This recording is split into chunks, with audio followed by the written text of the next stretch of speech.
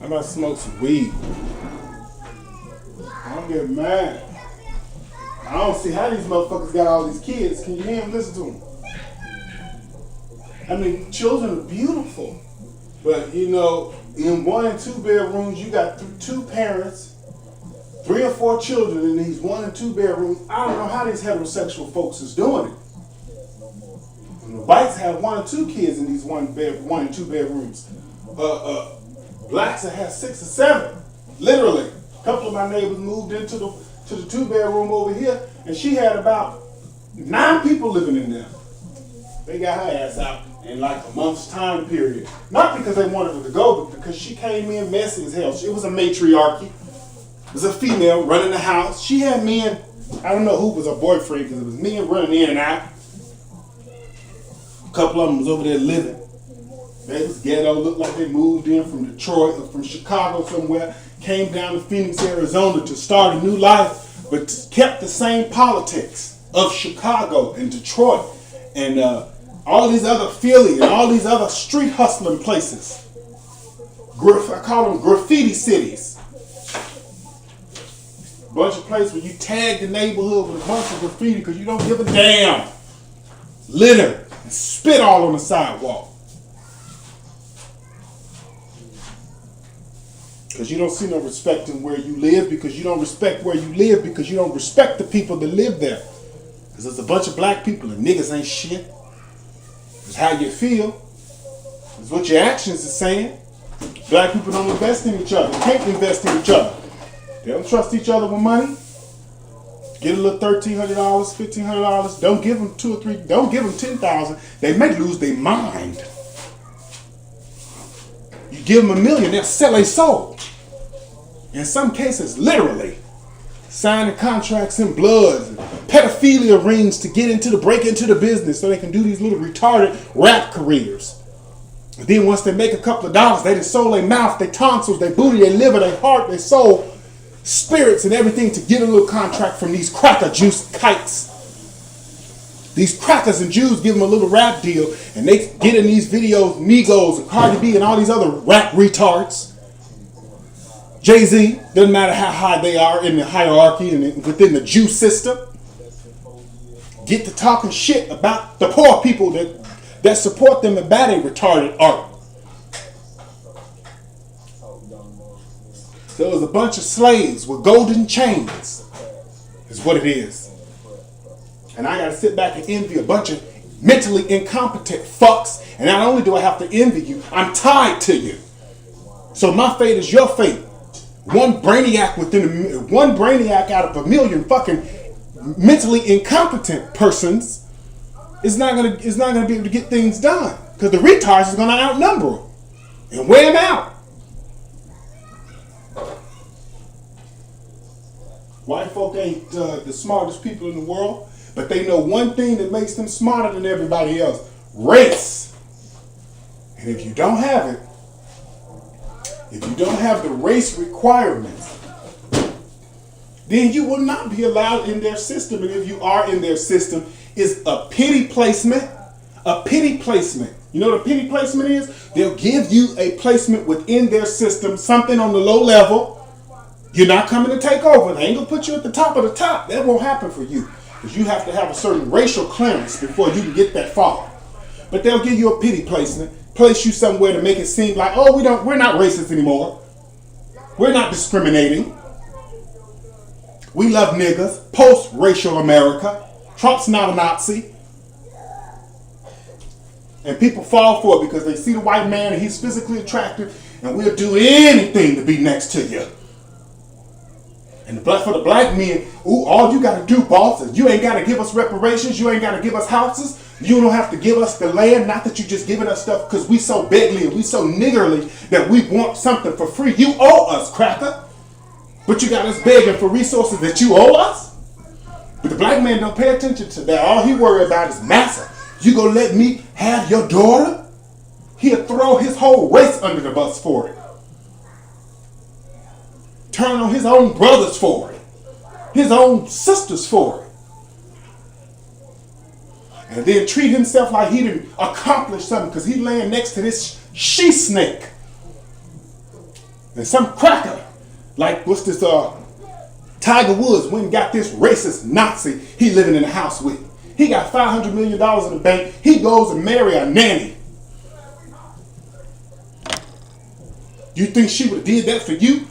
If that cracker had $500 million in the bank, Tiger Woods, and you was the help and the security guard, do you think she would have married you? Where is your mind at? Even if you do like her and you want something white bouncing on the end of your dick, dignity first. And this is what I have to deal with. And I have to go around with all this knowledge on my brain every day and knowing that if we seen things a little bit clearer or trusted the persons that have the vision, invest in those persons, then we would get somewhere. But you like the rappers. You're looking for the message to come through who you want it to come through. Those you feel is sexy and go sell you a big dick fantasy is what you want. Because lust is your God. And money. But money ain't really your God because the only thing black people got is big titties and big dicks. Make a bunch of black babies that they can't properly support, begging on down at the DES office. Embarrassing themselves. Child support, putting their men, dragging their husbands and men into the courthouses, telling the other white men, make him pay this and make him pay that, because I can't handle my own affairs, because I married a man and I opened my ass to a man that didn't love me. He done seeded me, but I knew he didn't love me, but I was a dickhole. And sex was my God. So now I done produced children, and I'm dragging all of them into the system. Basically, child support and food stamps. There's nothing wrong with getting what you owe, but we're owed more than a food ration card. Illinois Link. We're owed more than this. God ain't gave nobody, he made you a man, not a beast. But what can you do? They're heterosexual. Now I'm caught in the middle of it. I see all this stuff I'm supposed to be seeing. My spirit is broken. My heart is broken. I'm getting older. I want to get things done. I can't because I don't have the resources. Because for the first 25 years of my life, I was manipulated and played.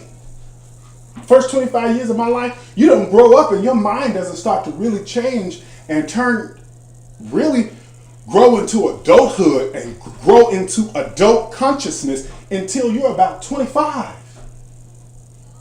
Those people 25 and under are mentally incompetent, biologically, genetically. And that's just my own philosophy, my own theory. These people are not mentally sustained. These people, especially when you're black and people haven't taught you to be savvy, you're not equipped to handle this world. Because 90% of the time, black men are not equipped to handle this world, including black women in this context. Black men, black women are not mentally equipped to handle this world because 90% of the time, they grow up in households not even discussing the importance of race and where they're going to be placed socially because of their race. So how are you going to battle? How are you going to maneuver on a chessboard when you don't even know where you're placed? You know that you're on the board, but where are you placed? We get one little nigger get out of jail free card, and half of us use that and expire that and use that, vainly use that before we even 15 years old. Half of us got records, especially the black boys. Half of them be in the court system before they even 15 or 16 years old. And half the time is their own mammies they call the police. Because I laid up with a man, again, it goes back to the sex. I laid up with some man, some black man. He done put his big dick in my ass, then came and got me pregnant. The relationship dwindled. Now he don't come around to raise his son. So now the son is getting 13, 14, 15, 16. The boy's getting big, he's getting strong. He's getting defiant, naturally. His father isn't there. So you better do what I tell you to do in this house. He tell you, girl, shut on up. You a woman. He don't respect you. You his mother, he see you as you ain't got no man, you ain't got no husband. He in the back of his mind, he look at you like you a hoe. Sometimes he may even say it. You piss him off enough. Where's my daddy? That's his basically a way of saying, that's his way of saying, where's your man? Okay? Where's my father? Where's dad? Basically, bitch, you can't keep a man, so what the fuck can you tell me?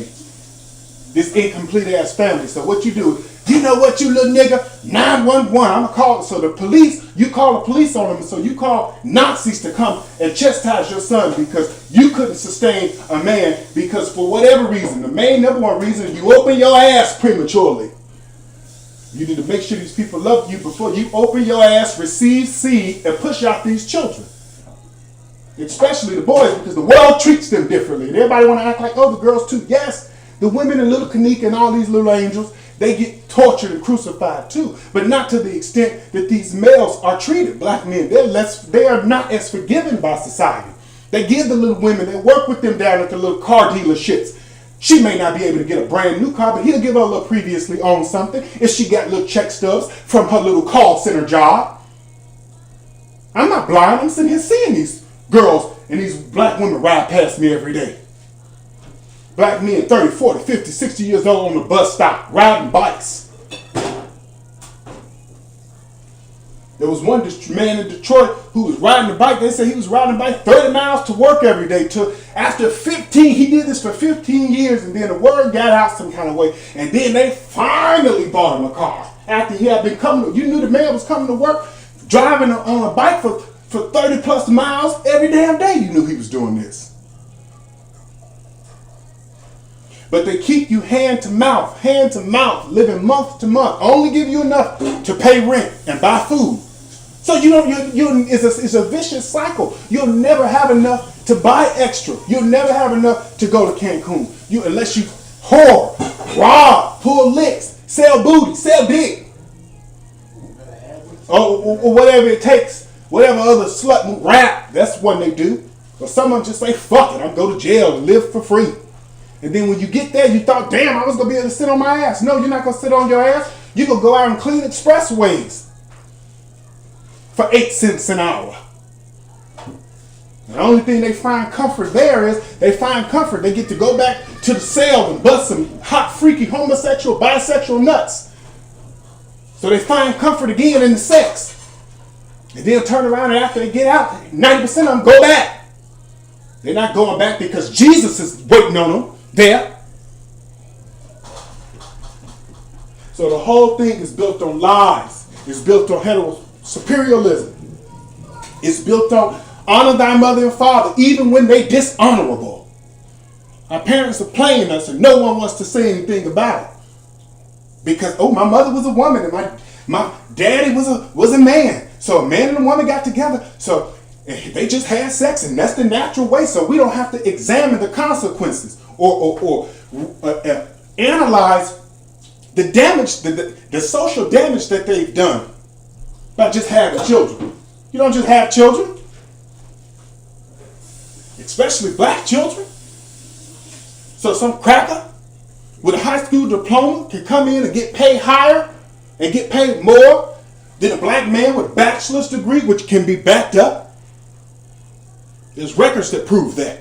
The pay is about the same for a black person with a bachelor's degree and a white person with a college degree, a black person with a college bachelor's degree and a white person with a high school diploma to get paid the same in this system. This is what you up against. You're not at home. We are squatters. White folk can live to 40 and 50 years old and be in 1, 2, 3 bedrooms and feel fine. When they take a mental survey of their race as it is, they look and they realize when they see Bank of America, that's owned by somebody white. That mentally, psychologically brings them comfort. They feel included. When they walk down the street and they see Ralph's, Vans, Kroger, Jewel, Albertsons, AutoZone, PetSmart, Walmart. These are owned by white institutions. These are white institutions owned by white, non-woolly haired persons. So they feel this is ours. Although they're not getting any royalties from it. They get emotional royalties. But you ain't getting nothing else after that. But they still feel comfort because it's somebody white that owns it. What do we have? Oh, graffiti, gonorrhea, HIV and AIDS. 1 or 2 of us got a couple bank accounts. We got wedlock babies. We got homophobia.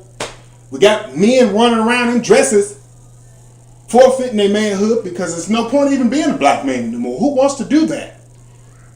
You don't get nothing. You work the hardest and you get paid the least. Everybody says you go to work amongst these Nazis and they stand over your shoulder, making sure you're not talking to the white girls.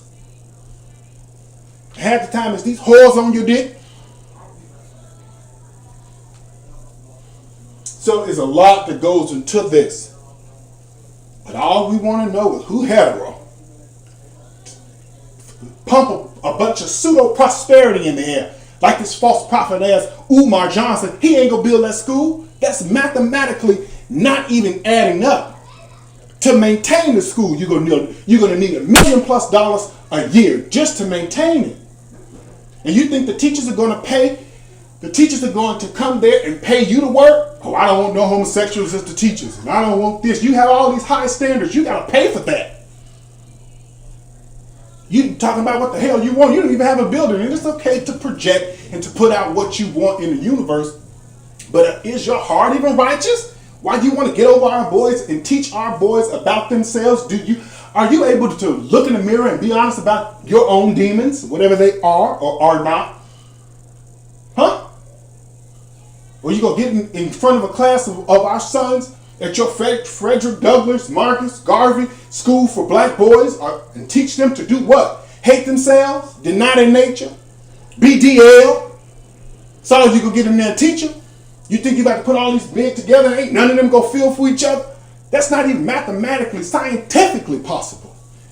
That doesn't even compute quantumly.